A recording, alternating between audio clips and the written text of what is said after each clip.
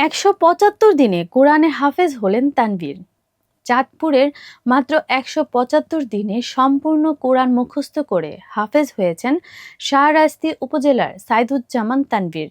শনিবার উপজেলা সদরের শাহরাস্তি দারুল কোরআন মাদ্রাসায় আয়োজিত অনুষ্ঠানে তাকে আনুষ্ঠানিকভাবে হাফেজ হিসেবে স্বীকৃতি দেওয়া হয়।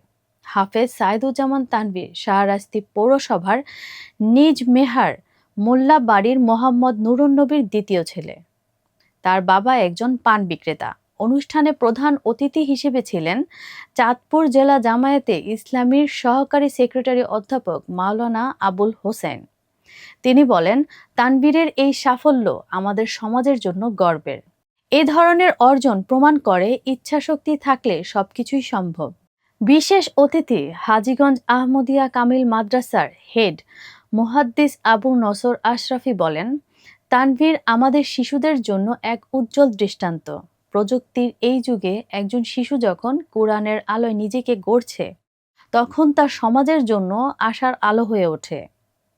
এতে আরও বক্তব্য দেন বিশিষ্ট ব্যবসায়ী নজরুল ইসলাম মন্টু, শাহরাস্তি ইসলামী কল্যাণ ট্রাস্টের চেয়ারম্যান মাওলানা খলিলুর রহমান, প্রেস ক্লাব সভাপতি মোহাম্মদ মঈনুল ইসলাম কাজল এবং প্রতিষ্ঠানটির শিক্ষা সচিব মাওলানা আবু সুফিয়ান রাজাপুরী।